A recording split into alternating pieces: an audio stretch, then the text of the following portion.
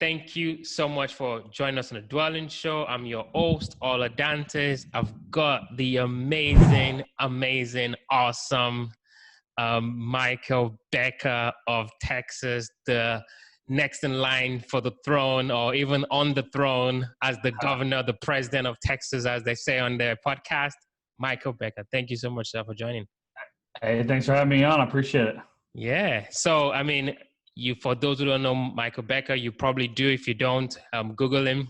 You started with, pretty much zero, as you were in the banking industry. Now you have about 8,000 units and counting, based in Texas. I mean, I can't just wait to jump in. Can you just kind of tell us your story? Kind of how did you get started, in the industry?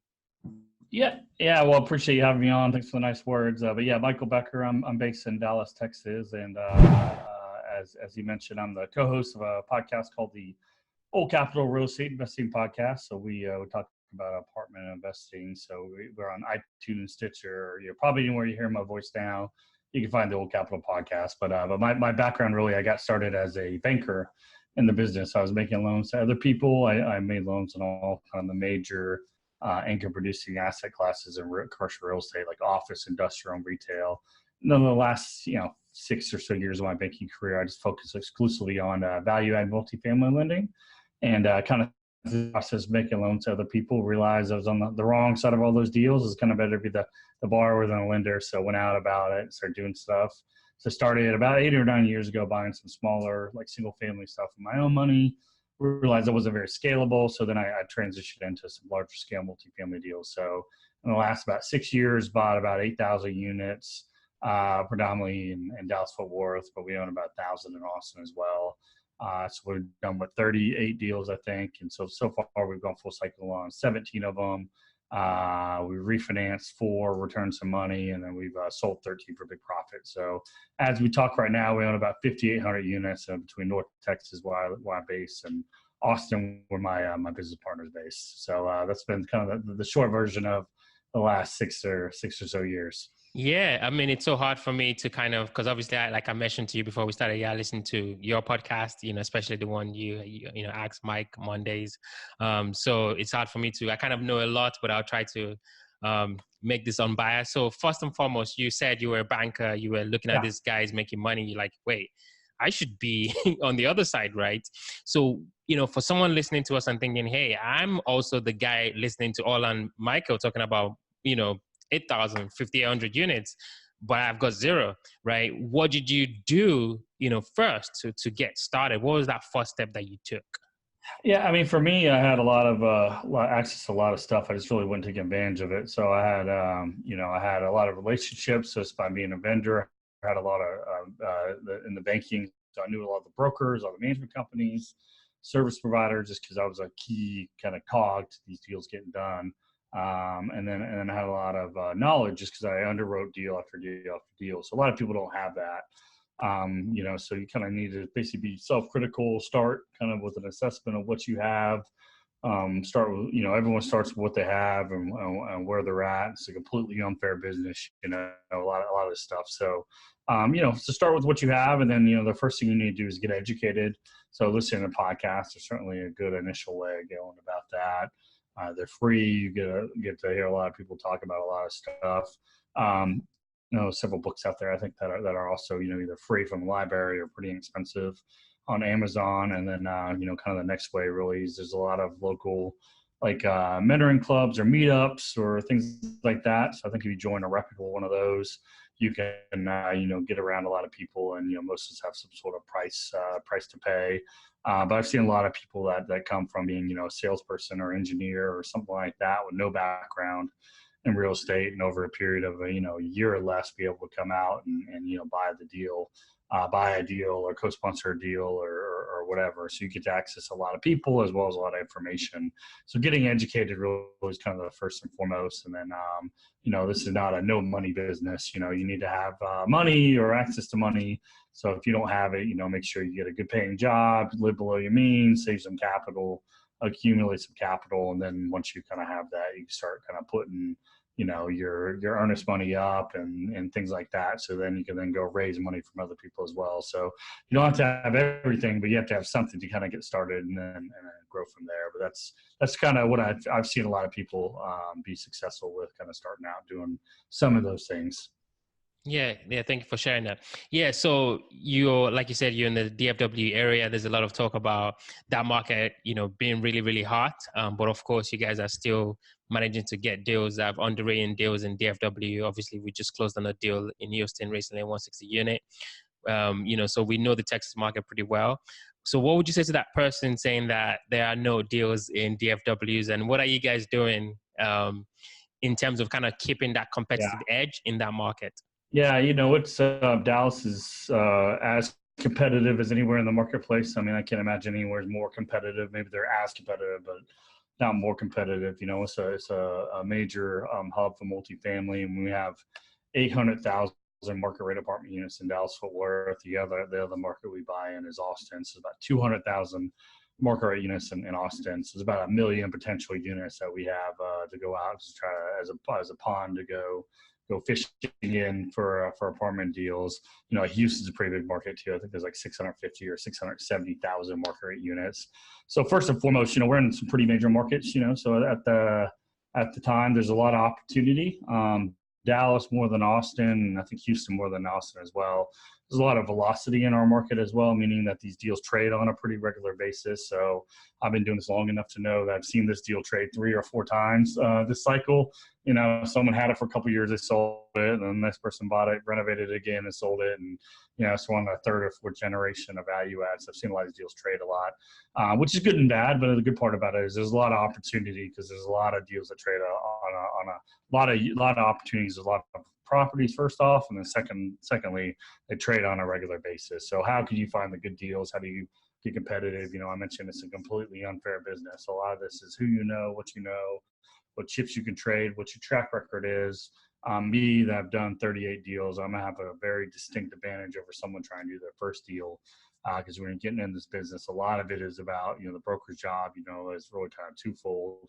One is they want to go out and sell the property for the best price they can for the client, get them the most money.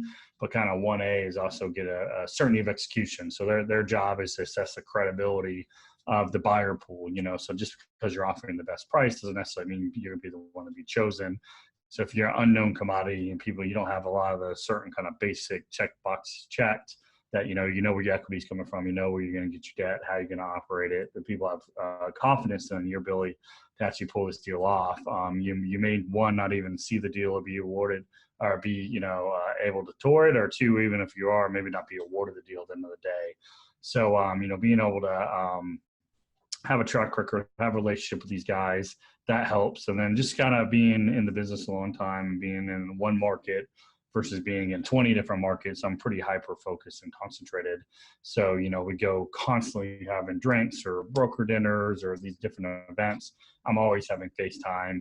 Like I ran into a broker today at lunch, for example, just randomly at lunch, and you get to have 5 or 10 minute little kind of side conversations. So those things matter. And I get that, that deal is top of mind with them that you may or may not be able to see if you're not local or you're not as experienced.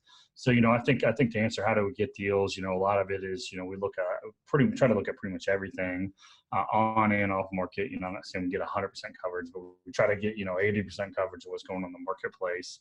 And then we just kind of sift through a lot of it. Then we get, a lot of opportunities brought to us just because of our track record and our historical ability to close on deals. So that's a lot of it. And then we're able to offer pretty aggressive terms on a lot of this stuff as well. So hard money, quick turn times. When we see a deal, we know it's a deal. I don't kind of screw around. We go for the jugular out of the gate and try to get the deal tied up and locked down before it goes wide, and someone else come in and try to snake the deal from us. So some combination of all that, I think, has allowed us to, hopefully buy deals what I believe in still pretty disciplined fashion, and deals that we think are relative value today to the current market.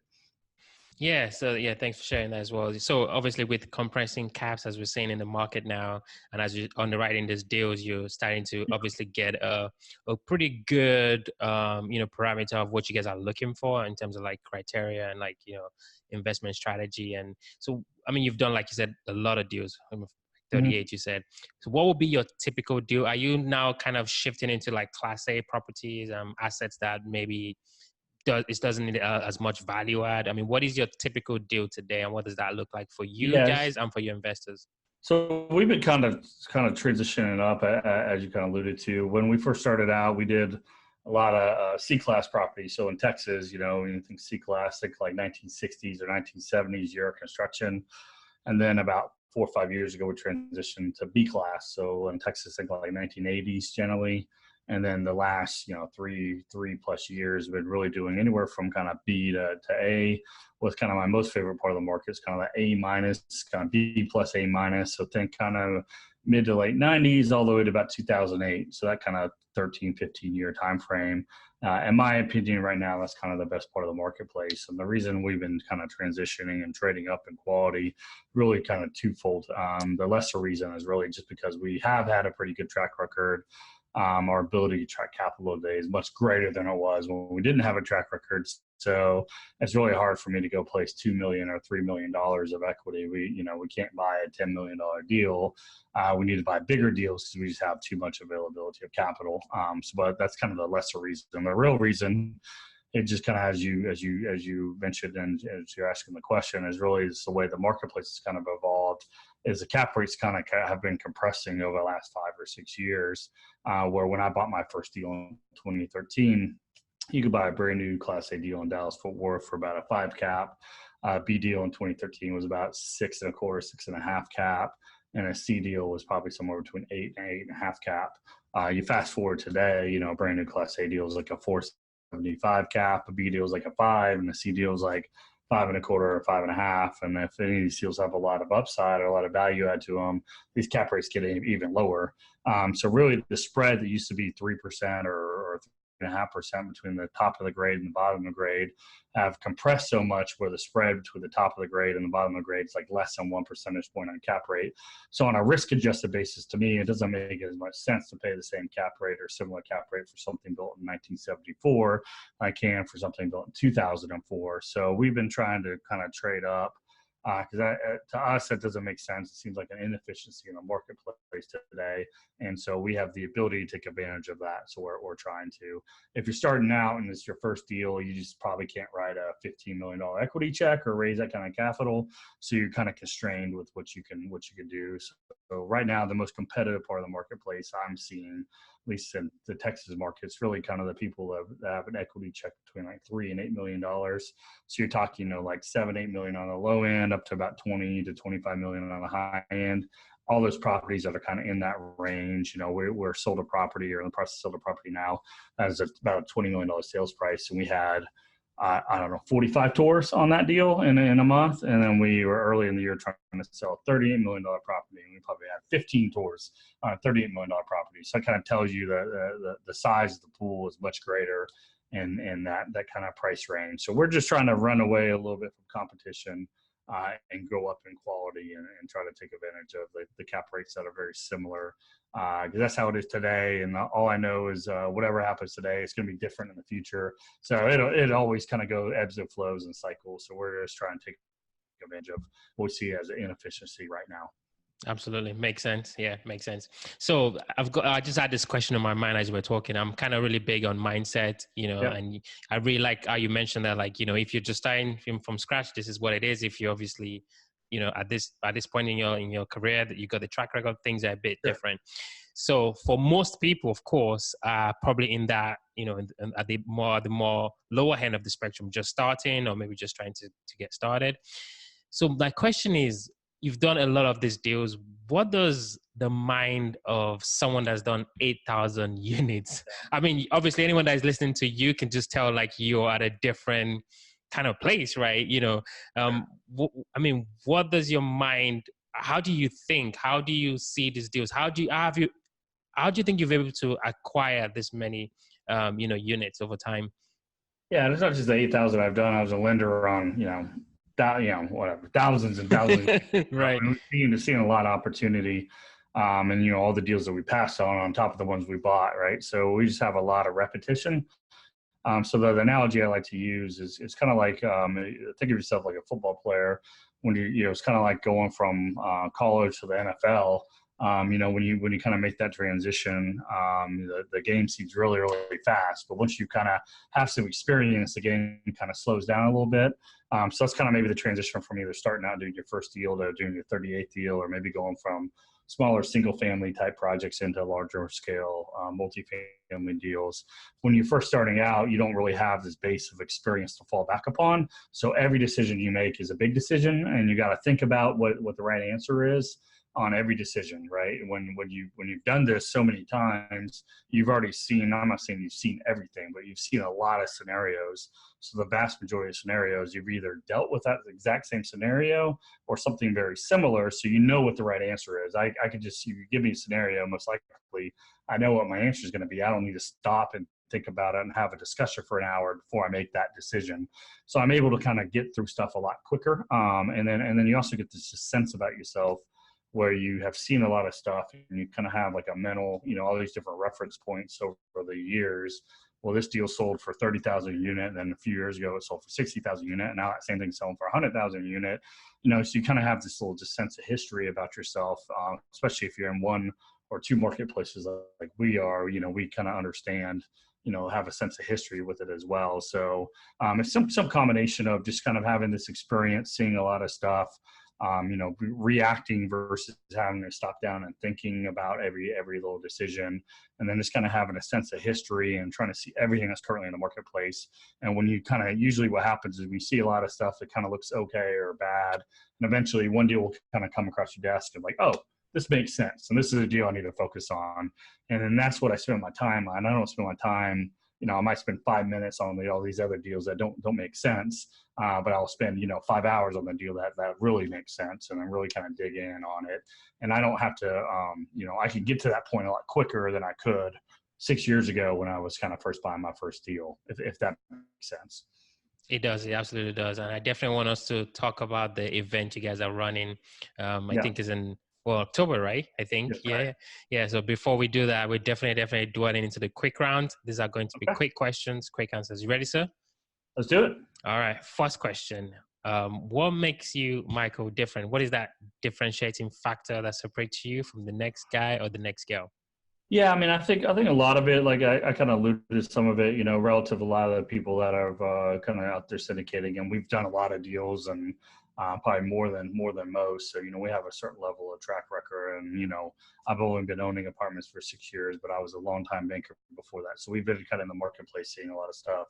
So I think more than most, we have a little bit more experience, and we try to, hopefully that'll be a good thing here on the next recession, but time will tell how smart we are, I guess, with the benefit of hindsight. Right. Second question. What was the last book that you read, and what was the one thing you picked up from that book?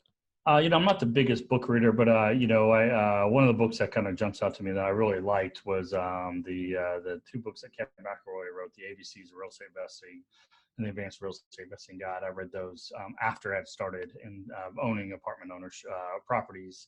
And I really thought that the way that he kind of runs his business and operates it and laid it out in the book, I think is the right way. It's very, very much aligned with what we do. And I've been fortunate enough to kind of meet Ken and become friends with Ken a little bit. So I think he's has it pretty well right. So I'd certainly recommend reading anything that Ken McElroy writes.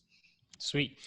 So you're running, SPI Advisory. That's the name of your company. And you're doing this podcast. You've got your events. You're running, a tight ship, at your company. Sure. You've got a lot going on. What do you do for fun? I like to travel. So I just got back last week. We were over in Germany, went over for Oktoberfest in Munich. So in the summer, I got to go to Italy as well. Actually ran into Ken McElroy in Amalfi, Italy, of all places. So, it's a good apartment market if you're running into right. people and, 5,000 miles away from home. But I like to travel. I did get to do a whole lot of that as a kid. So as I'm able to take the time and afford to do that now, I'm trying to go to as many places as possible.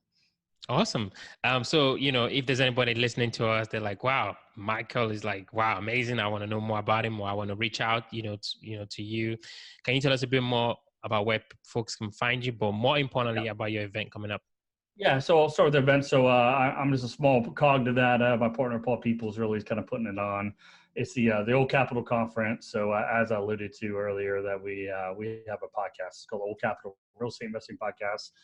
You can find it on iTunes or Stitcher, or you can go to our website, which is oldcapitalpodcast.com, oldcapitalpodcast.com. And there you can also find information. We're going to have our third annual conference. So it's going to be in Dallas on October 24th and 25th. So the 24th is kind of a happy hour networking thing the night before. And the 25th all day, we're going to have a bunch of panels of people that actually are in the business operating, brokers, vendors, sponsors, et cetera. And we're focusing predominantly on Class B and C multifamily. So that's what most people probably listen to podcasts are interested in. So we'll have 600 to 700 of your closest friends there with us. The keynote speaker this year is going to be Coach Lou Holtz from, formerly from the Notre Dame Fighting Irish. So he's pretty big inspiration as me as a child, being a Notre Dame Irish fan. So I'm looking forward to hearing them speak. So that's certainly Old Capital Podcast, fun information about that. If you want to find more information about me or what I do or potentially working with us, the best way to find out more information, simply go to our company's website, which is www.spiadvisory.com. That's SPI like SPI. Advisory.com. There's a contact us form. I'm always happy to have a 10 or 15-minute telephone call with listeners I meet off of a podcast if you guys are potentially interested in working with us. Thank you so much, Mike. I really, really appreciate you coming on the show. Thank you for your time. All right. Appreciate it. Thanks so much.